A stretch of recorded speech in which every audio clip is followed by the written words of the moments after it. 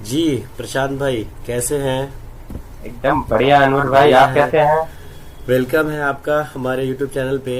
और मैं thank you. काफ़ी शुक्रिया अदा करना चाहता हूँ कि आपने अपना टाइम दिया। ठीक है। ये प्रशांत भाई हमारे बहुत अच्छे दोस्त हैं।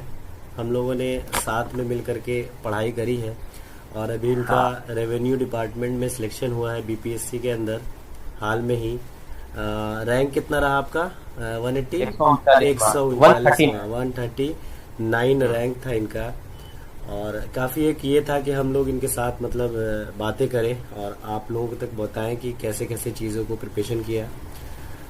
हम लोग एक ही लाइब्रेरी में पढ़ते थे, है ना। और मैं भी उसी प्रिपरेशन में हूँ। और हम लोग साथ बैठते थे। इट मीन्स कि एक एक थोड़ा सा आगे पीछे काफ़ी सारे मुद्दे पे भी बातें होती थी। कभी टॉपिक्स को लेकर के हो, कभी टॉपिक्स से हट करके हो, कभी कभी सोसाइटी से रिलेटेड काफ़ी सारी बातें हुई हैं। आपका थॉट्स मुझे बड़ा अच्छा लगता था। उसको एक तो उसको मेंटेन रखिएगा, समझ में आई बात। मैं और मैं अपने एरिया में आऊँगा तो वो एक इनविटेशन और प्लस में थॉट्स को एक्सप्लेन करना लोगों के सामने की। अक्सर ना लोगों के माइंड में रहता है कि झा है, ठीक है ना, प्रशांत झा लगा हुआ है। तो लोग ना ऐसे सोचते हैं कि अच्छा इनका थॉट्स तो बस यही होगा कि जैसे आजकल मामला चल रहे हैं, लोग ऐसा सोचते हैं जनरली। लेकिन एक चीज मुझे आपकी जो लाइब्रेरी में एक बार बात हुई थी हमारी, मुझे बड़ा पसंद आया था आपका।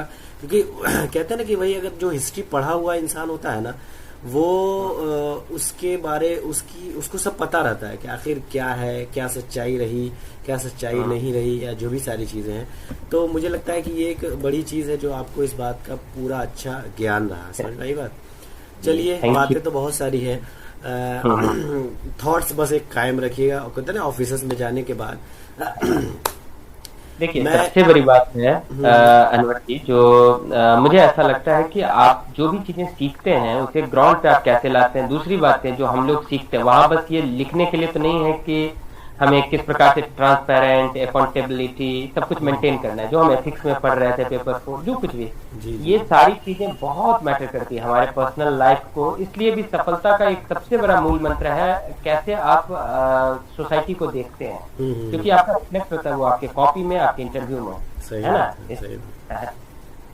तो नहीं, ये बात आपका बिल्कुल सही है कि कैसे मतलब देखिए, सबसे बड़ी चीज़ तो यही हो जाती है ना कि आप जब सब कुछ पढ़ने के बाद भी आप अगर गलत काम में घुस जाते हैं या कुछ भी ऐसी चीज़ करते हैं जो इथिक्स के अगेंस्ट है, तो फिर क्या फ़ायदा हुआ इसका पढ़ने का। देखिए, सबसे पहले तो मैं एक शेर के साथ आपको पहले कहना चाहूँगा शुरुआत। शेर क्या है कि सफ़र में मुश्किलें आए तो जुर्रत और बढ़ती है। देखिए, ऑफिसर हैं आप, बन गए हैं, तो आपको ये तो जचता ही है कि सफ़र में मुश्किलें आए तो जुर्रत और बढ़ती है। कोई जब रास्ता रोके तो हिम्मत और बढ़ती है। ठीक है। कोई जब रास्ता रोके तो हिम्मत और बढ़ती है। अगर बिकने पे आ जाओ तो घट जाते हैं दाम अक्सर। याद रखिएगा, अगर बिकने पे आ जाओ तो घट जाते हैं दाम अक्सर।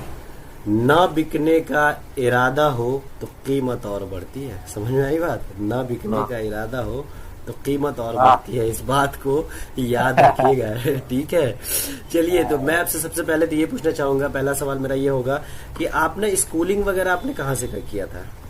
देखिए, स्कूलिंग तो मेरी दरभंगा से ही रही है। अच्छा। 10 to 12 यहाँ पे एक निजी स्कूल है, रोज पब्लिक स्कूल दरभंगा, वहाँ से मैंने पढ़ाई किया। उसके बाद जो है 1 साल का ड्रॉप था। उसके बाद मैंने ट्रिपल आईटी जबलपुर में कंप्यूटर साइंस इंजीनियरिंग किया। अच्छा। और फिर कंप्यूटर साइंस के बाद वहीं से प्लेसमेंट हो गया मेरा ओरेकल फाइनेंशियल सर्विसेज में एज ए सॉफ्टवेयर इंजीनियर। मैंने 2 साल वर्क किया है, 2016 से 2018 तक। अच्छा। उसके बाद सिविल सर्विसेज के प्रिपरेशन में मैं आ गया, और ये भाग्य से मेरा पहला ही अटेम्प्ट था, और 2018 में इसकी प्रीलिम्स हुई थी।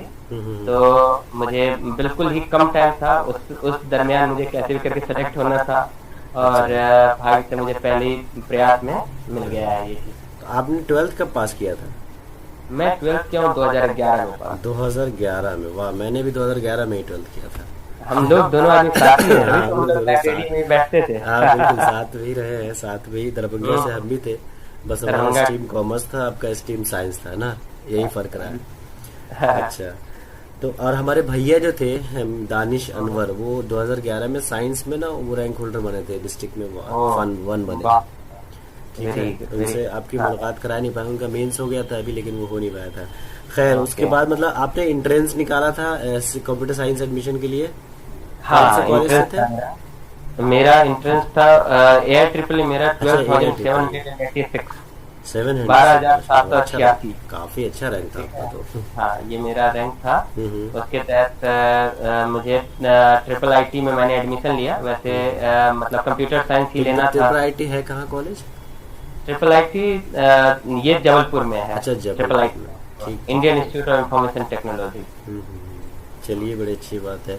तो ग्रेजुएशन के बाद आपको ऐसा क्या मन किया कि मतलब आपने सोचा कि चलो हम अब जर्नी शुरू करते हैं?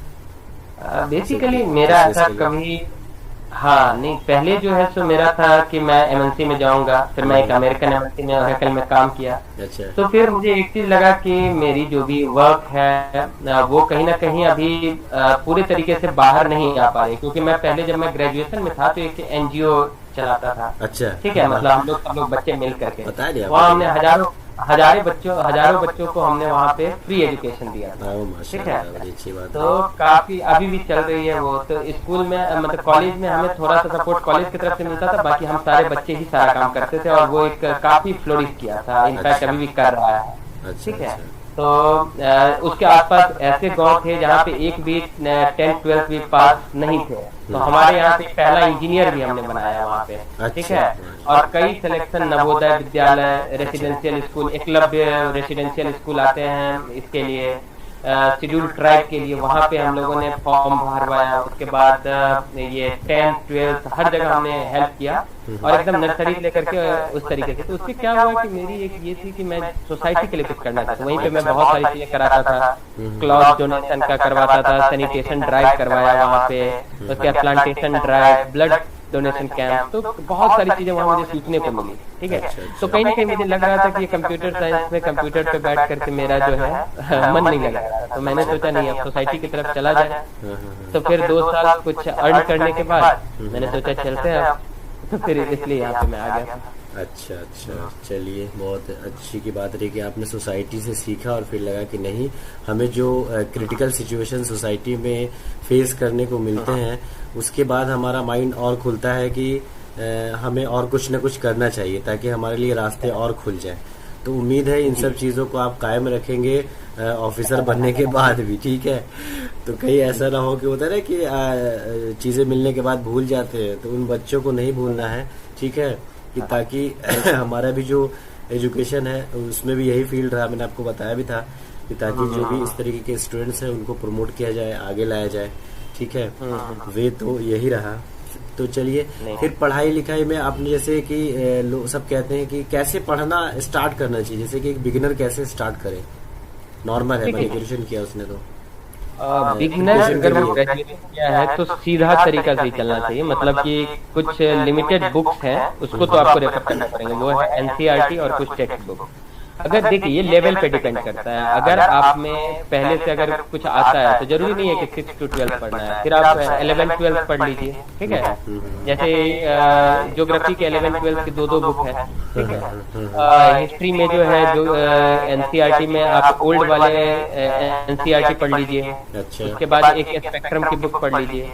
पॉलिटी में भी जो है तो एक कॉन्स्टिट्यूशन एट वर्क 11 की बुक आती है, बाकी एक पॉलिटी पढ़ लीजिए। ठीक है, कौन सी, लक्ष्मीकांत वाली? पॉलिटी लक्ष्मीकांत। उसके बाद इकोनॉमी में जो है तो 11th की एक बुक आती है इंडिया एंड इकोनॉमी, और एक साथ मैक्रो इकोनॉमी। माइक्रो इकोनॉमी नहीं पढ़ना, मैक्रो। ठीक है, उसकी बुक पढ़ लीजिए और साथ में कोई सा बुक पढ़ लीजिए। ठीक है, मैक्रो तो 11 12 में जो है वो भी तो बस उतना कीजिए। देखिए अगर आपकी बेसिक बहुत वीक है तो आपको फिर 6 से 12 तक पढ़ना चाहिए। लेकिन अगर आपको लगता है कि नहीं मुझे जल्दी से निकालना है ना, और आपकी थोड़ी बेसिक्स अच्छी है, तो आप ऊपर से देखिए। अगर नहीं कैच हो रहा है तो नीचे जाइए। अगर 11 12 नहीं कैच कर रहे हैं तो 10th पे जाइए, नहीं कैच कर रहे हैं 9th पे जाइए, नहीं कैच कर रहे हैं तो नीचे जाइए। हम तो ऐसे करते थे। ठीक है, उसके बाद जब आप थोड़े से बेसिक्स पढ़ लेते हैं उसके बाद आप एग्जाम ओरिएंटेड हो जाइए। जैसे कि क्या आपको पूछ रहे हैं तो प्रीवियस ईयर क्वेश्चन उठाइए, देखिए क्या मांग रहा है, कहाँ पे मैं लैग कर रहा हूँ, और एकदम फोकस्ड होके काम कीजिए। ठीक है, ये बहुत मैटर करेगा।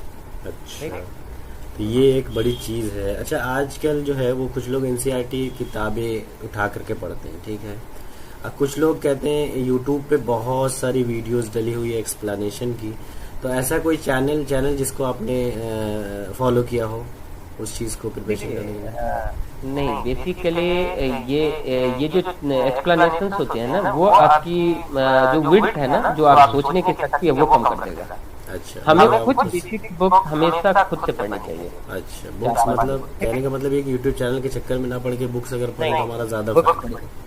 बिल्कुल, लेकिन जैसे कि अब जैसे बिहार, अगर बिहार स्पेशल है, अब आपको तो कहीं मिलता नहीं है इसके लिए बुक्स, तो फिर मैंने कहीं पे ऐसे फटाफट देख लिया था, जैसे एडिटोरिया वगैरह में कुछ Bihar special news current affair वगैरह बनाए थे वो लोग, उस सबको आप देख लीजिए। तो वो क्या है कि ऊपर से भी कुछ देखना है, कुछ करना है, फिर वो ठीक है, ठीक है। जैसे कभी कोई न्यूज का देख लिए, कुछ भी देख लिए, वो सब ठीक है, लेकिन जो बेसिक्स है ना, वो अगर कोई एक्सप्लेन कर रहा है तो फिर वो सही नहीं है। फिर आपकी क्या होगी, पकड़ नहीं आएगी, लिखने पे क्षमता नहीं बनेगी, और फिर आपको लगेगा मुझे नॉलेज तो है लेकिन मैं परफॉर्म नहीं कर पा रहा। तो वो चीजें हैं। सही बात, सही बात है। और फिर करंट अफेयर्स के लिए, बच्चे करंट अफेयर्स के लिए सबसे ज्यादा परेशान रहते हैं, तो उसको कैसे पढ़ना चाहिए?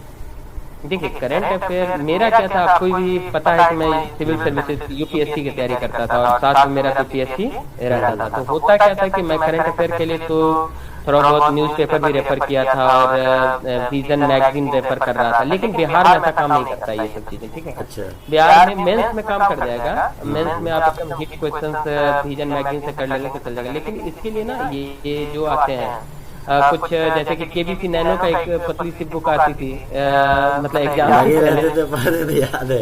हाँ, तो केबीसी नैनो की फटाफट उसको देख लीजिए, उसको कर लीजिए, ठीक है। एग्जाम से पहले मुझे लगता है कि केबीसी नैनो में तो उनके लिए ना जिसको ओवरऑल चीजें पता है, और अगर कोई स्पेसिफिक करना चाहे तो केबीसी नैनो में तो बहुत लिमिटेड चीजें रहती है, बहुत लिमिटेड चीजें। देखिए क्या होता है, एग्जामिनेशन से 10 दिन पहले की मैं बता रहा हूँ,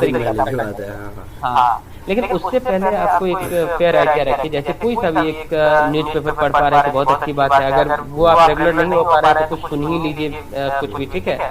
सेकेंडली चैनल पे आपने कोई ऐसा चैनल फोकस किया करंट अफेयर्स के लिए? हाँ, एक ओनली आईएएस करके चैनल है, उस पे मैं कई बार हाँ, जैसे बुक में नहीं पढ़ पाता था, मतलब न्यूज़पेपर नहीं पढ़ पाता था, तो उनका एडिटोरियल डिस्कशन सुन लिया करता था, तो उससे भी कुछ आइडिया लग जाता था कि माहौल क्या चल रहा है, ठीक है। वाईफाई स्टडी वगैरह के बारे में कुछ स्टडी, IQ एफएस स्टडी, ये 2 चैनल काफी फेमस है। हाँ, ये फेमस है। जैसे कोई बहुत अच्छा इवेंट आ रहा है, जैसे इंडिया कहीं G7 में पार्टिसिपेट किया, कुछ पता चल रहा है, हमें उसके बारे में बहुत विड्थ में नहीं पता है, बस इवेंट पता चला कि कुछ हो रहा है, तो स्टडी IQ पे अगर आप सब्सक्राइब किए रहेंगे तो पक्का डाल देते हैं उसी दिन, तो उसको लगा के 2 मिनट सुन लीजिए तो आइडिया लग जाए क्या हो रहा है। और पता है, करंट अफेयर एक जागरूकता की चीजें है कि अच्छा लगेगा, हाँ भारत में ये कर रहा है, भारत वो कर रहा है। देखिए, सबसे इम्पोर्टेंट है कि आपको अपने देश से अगर प्यार रहेगा तो आप सीख जाओगे, ठीक है।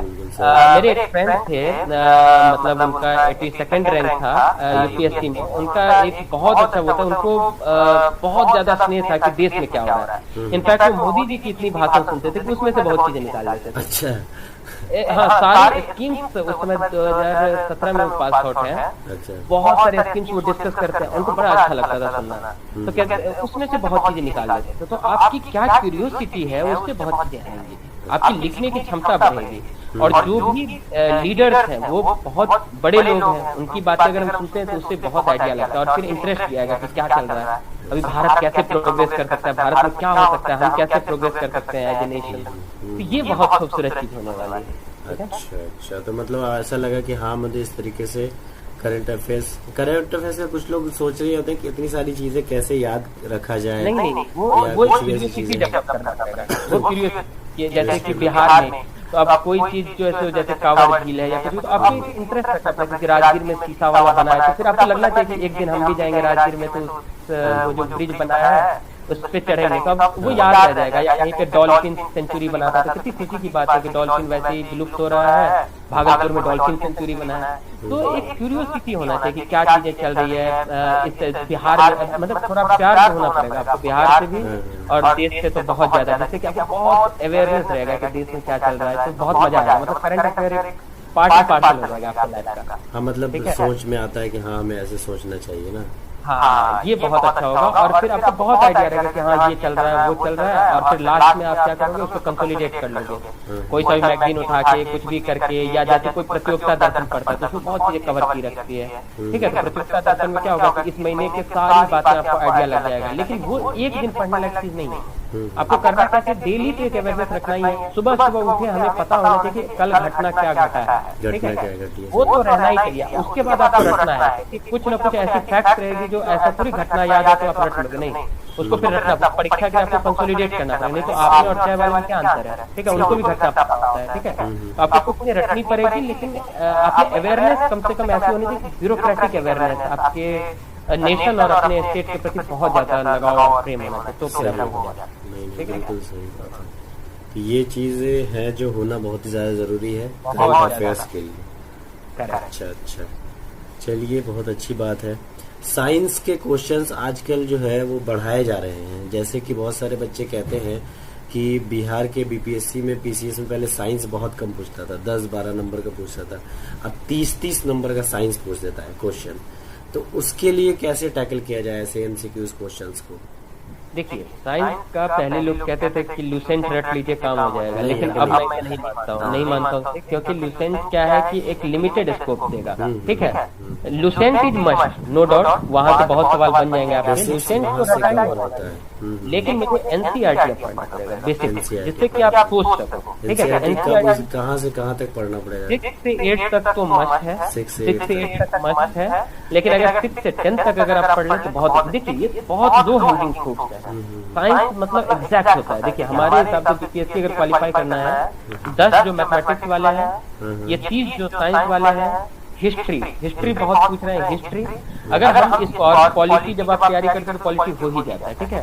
अगर इतना तो अगर हम बहुत अच्छे से करते हैं तो हमारा मतलब 3 तो बहुत एरिया का फोकस होना चाहिए। मैथ, साइंस में सोचिए ना 5 बुक है, उसमें एक बुक आती है, 6, 7, 8, 9, 10, इसको कीजिए प्रॉपर्ली, ठीक है। उसका क्वेश्चन लगाइए, सारी चीजों को जानिए, अवेयरनेस रखिए कि कैसे ब्लड में क्या क्या चीजें पाई जाती है, प्लेटलेट क्या होता है, मतलब एक थोड़ा सा लगना चाहिए कि हाँ क्यूरियस, ये सबसे इम्पोर्टेंट है इस पूरी जर्नी में। अगर आपको क्यूरियोसिटी नहीं है, बस आप रटने का सोच रहे हैं, फिर नहीं सिलेक्शन होगा। तो एक सोच पैदा करना जरूरी है कि किसी चीज के ऊपर, एक ब्यूरोक्रेटिक एटीट्यूड कि मतलब हमें जो चीज देखे तो उसमें क्यों हो रहा है ऐसा क्या हो रहा है, वो अगर नहीं है तो फिर आपको लगेगा कि मुझे रटना पड़ रहा है, इतनी सारी चीजें रटेंगे कैसे? अरे रटना नहीं है, अगर एक चीजें हम अगर कहानी में आपको कुछ चीजें सुनाते हैं आपको ज्यादा जल्दी याद रहता है, क्योंकि आपको याद आएगा कि हाँ कोई अगर मैं भूत की कहानी सुनाऊंगा आपको पता याद आएगा हाँ भूत वाला ऐसा हुआ था। लेकिन ऐसे आप रटने के लिए सोचेंगे कि ये भूत वाली कहानी रट करके कल परीक्षा में लिखा याद नहीं रहेगा।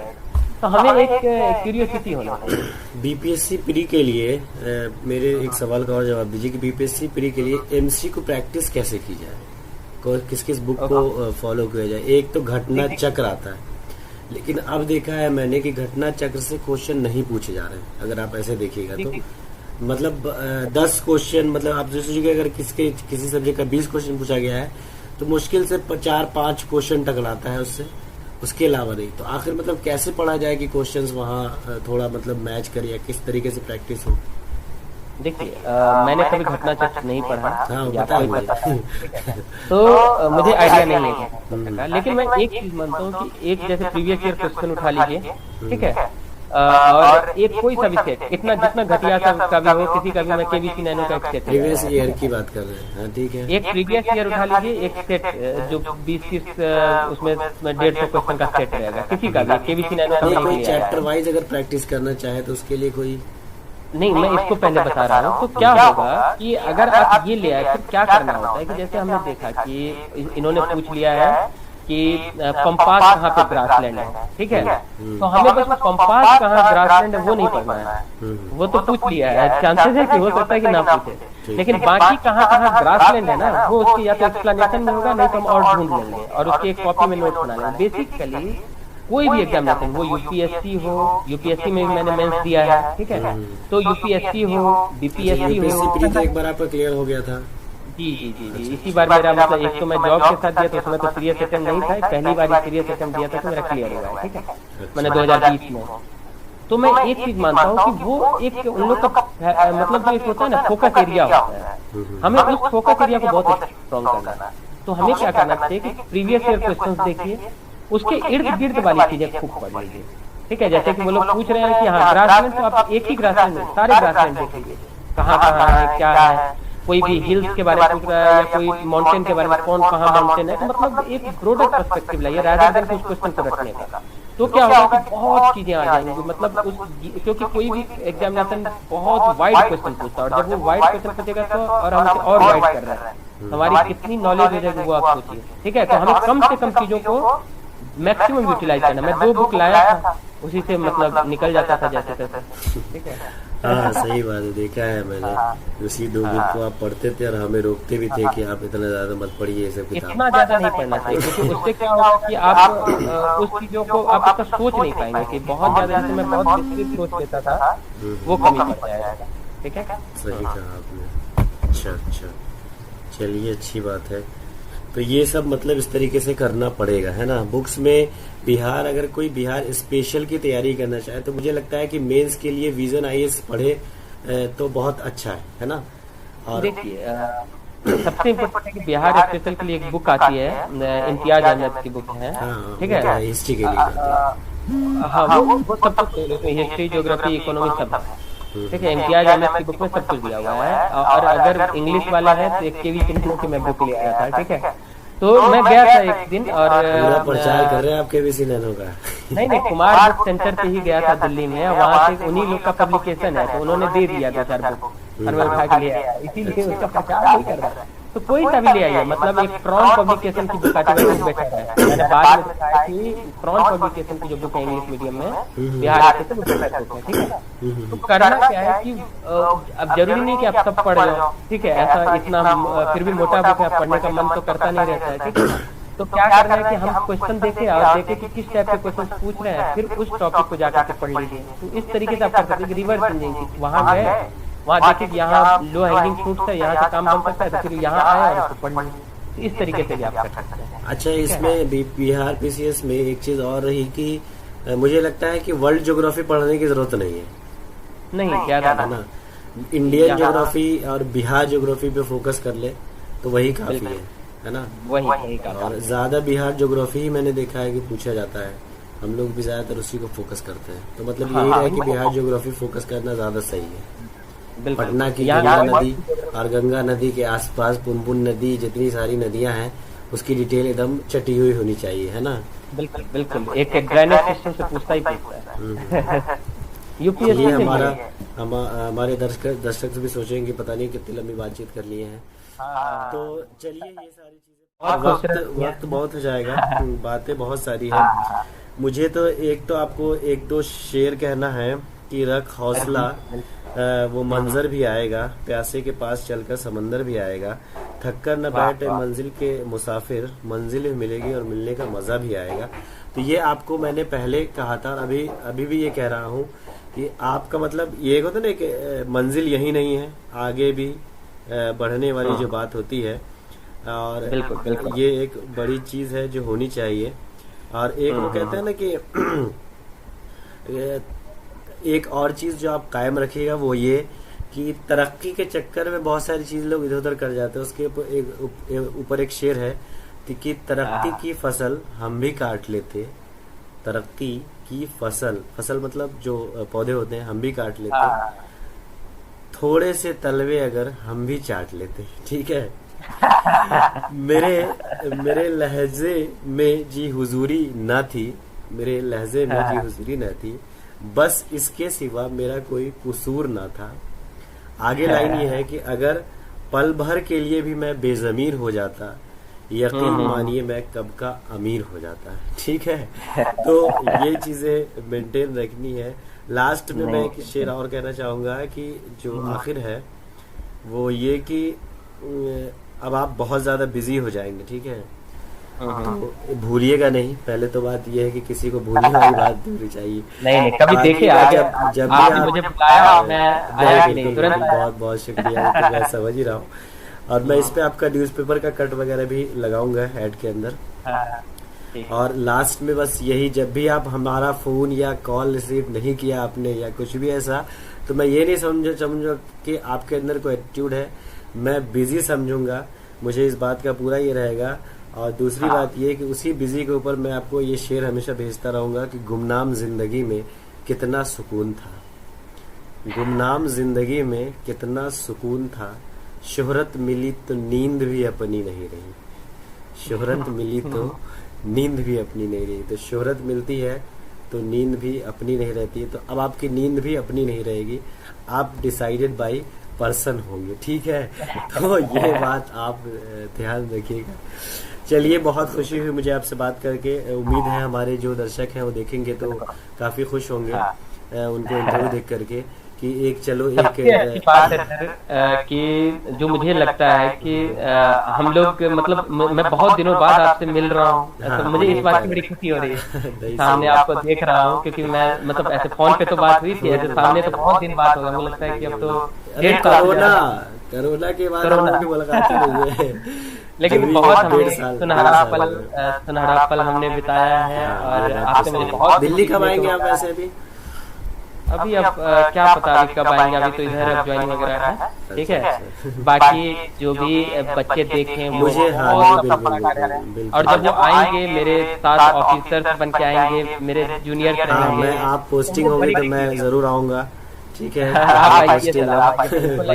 बहुत मजा आएगा, पूरा चलेंगे घूमने उमने के लिए, मजे करेंगे हम लोग वहाँ बैठ कर। ठीक है, हम लोग तो एक गाँव मतलब दरभंगा के हैं, फिर वो भी अलग बात है। वैसे भी आप आइएगा तो मजा आता है। बिल्कुल। रईस आया था दरभंगा एकदम। मैं नेक्स्ट मंथ अभी आऊंगा तो मुलाकात होगी। चलिए, दर्शकों के लिए हम जरा इसको वो कर दें, है ना।